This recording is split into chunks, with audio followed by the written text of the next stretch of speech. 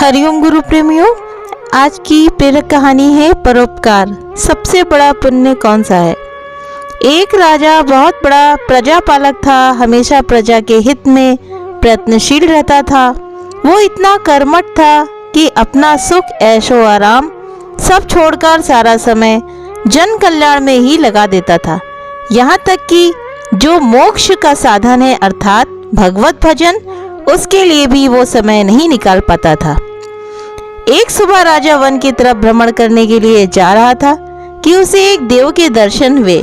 राजा ने देव को प्रणाम करते हुए उनका अभिनंदन किया और देव के हाथों में एक लंबी चौड़ी पुस्तक देखकर उसने पूछा, महाराज आपके हाथ में ये क्या है।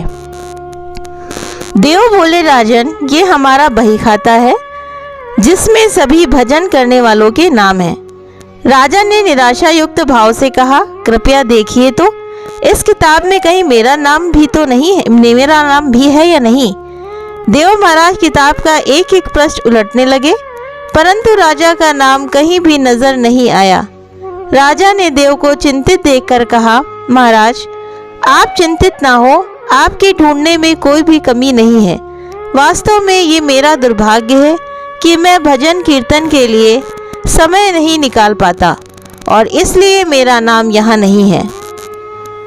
उस दिन राजा के मन में आत्मग्लानि सी उत्पन्न हुई, लेकिन इसके बावजूद उन्होंने इसे नज़रअंदाज कर दिया और पुनः परोपकार की भावना के लिए दूसरों की सेवा करने में लग गए।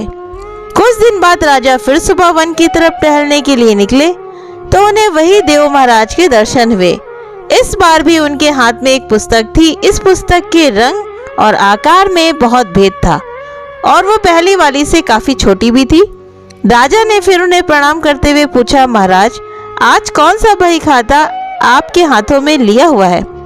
देव ने कहा, राजन आज के बही खाते में उन लोगों का नाम लिखा है जो ईश्वर को सबसे अधिक प्रिय हैं। राजा ने कहा, कितने भाग्यशाली होंगे वे लोग, निश्चित ही वे दिन रात भगवत भजन में लीन रहते होंगे। क्या इस पुस्तक में कोई मेरे राज्य का भी नागरिक है। देव महाराज ने बही खाता खोला और ये क्या, पहले पन्ने पर पहला नाम राजा का ही था। राजा ने आश्चर्यचकित होकर पूछा, महाराज मेरा नाम इसमें कैसे लिखा हुआ है, मैं तो मंदिर भी कभी कभार जाता हूँ। देव ने कहा, राजन इसमें आश्चर्य की क्या बात है। जो लोग निष्काम होकर संसार की सेवा करते हैं, जो लोग संसार के उपकार में अपना जीवन अर्पण करते हैं, जो लोग मुक्ति का लोभ भी त्याग कर प्रभु के निर्बल संतानों की सेवा सहायता में अपना योगदान देते हैं, उन त्यागी महापुरुषों का भजन स्वयं ईश्वर करता है। हे राजन तू मत पछता कि तू पूजा पाठ नहीं करता, लोगों की सेवा कर, तू असल में भगवान की ही पूजा करता है। परोपकार और स्वार्थ लोक सेवा किसी भी उपासना से बढ़कर है। देव ने वेदों का उदाहरण देते हुए कहा कि अर्थात कर्म करते हुए 100 वर्ष जीने की इच्छा करो तो कर्म बंधन में लिप्त हो जाओगे। राजन भगवान दीन दयालु है, उन्हें खुशामद नहीं भाती बल्कि आचरण भाता है। सच्ची भक्ति तो यही है कि परोपकार करो, दीन दुखियों का हित साधन करो। अनाथ विधवा किसान व निर्धन आज अत्याचारियों से सताए जाते हैं, इनकी यथाशक्ति सहायता और सेवा करो और यही परम भक्ति है। राजा को आज देव के माध्यम से बहुत बड़ा ज्ञान मिल चुका था और अब राजा भी समझ गया कि परोपकार से बड़ा कुछ भी नहीं है और जो परोपकार करते हैं वही भगवान के सबसे प्रिय होते हैं। तो प्रेमियों, इस कहानी से हमें, इस दृष्टांत से हमें ये शिक्षा मिलती है, परोपकार यानी कि पर उपकार, अपना हित नहीं सभी का हित। क्योंकि जो अपने बारे में सोचते हैं वो लोभी होते हैं, दम्भी होते हैं। ठीक है, ऐसा नहीं बनना है, हमें सबके बारे में परोपकार के बारे में सोचना है। जैसे बताया ना कि आपके आस पड़ोस में आप कहीं पे मतलब जैसे जा रहे हो, देखिए गुरु ने समझाया है इसके बारे में। दीन दुखियों का मतलब ये नहीं है कि सड़क पे कोई जा रहा है वो तो आपसे, जैसे एक भिखारी होता है वो करके आपसे जो है कहेगा कि भाई भीख में दे दो।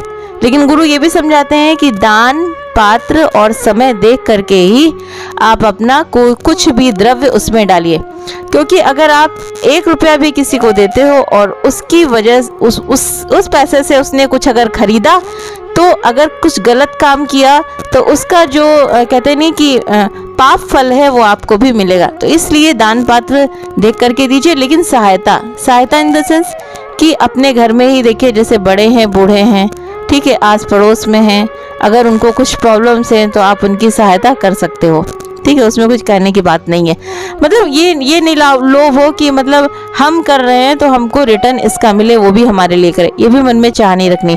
और परोपकार, जैसे इस राजा को बताया ना कि उस देवदूत ने कि वो क्या समझाया, यही समझाया कि राजा कहता था ना कि आज किसका नाम है, तो यही बताया ना कि भगवान को खुशामद लोग नहीं भाते हैं, उनका क्या आचरण अच्छा होना चाहिए, निस्वार्थ लोगों की सेवा करनी चाहिए। और पूजा पाठ तुम करो या ना करो, लेकिन लोगों की अगर सहायता करते हैं, लोगों की सेवा करते हैं, तो वो भगवान की सच्ची पूजा है। ये पूजा नहीं होती है, क्योंकि बार बार गुरु समझाते हैं कि तुम मंदिर जाते हो, उसमें घंटी हिलाते हो, कुछ भी करते हो, चढ़ावा चढ़ाते हो, तो ये तुम्हारी असली पूजा नहीं है। हाँ करो, उसकी मनाही नहीं है, लेकिन असली पूजा ये है कि अगर तुम्हारे सामने उस समय तुम पूजा पे बैठे हो, तुम भगवान की घंटी हिलाने जा रहे हो, लेकिन अगर सामने से कोई ऐसा आता है, कोई किसी को कष्ट हो जाता है, तो आप दौड़कर अगर उसके लिए मदद करते हो, जाते हो उसकी सहायता करने के लिए, तो ये सबसे बड़ी पूजा है।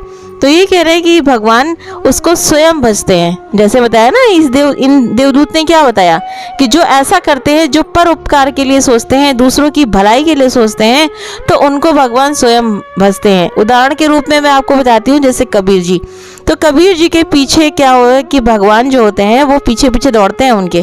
किस लिए दौड़ते थे कि कबीर ही ऐसे इतने सच्चे भक्त थे, वो भगवान को भी भगवान की भक्ति में रमे रहते थे।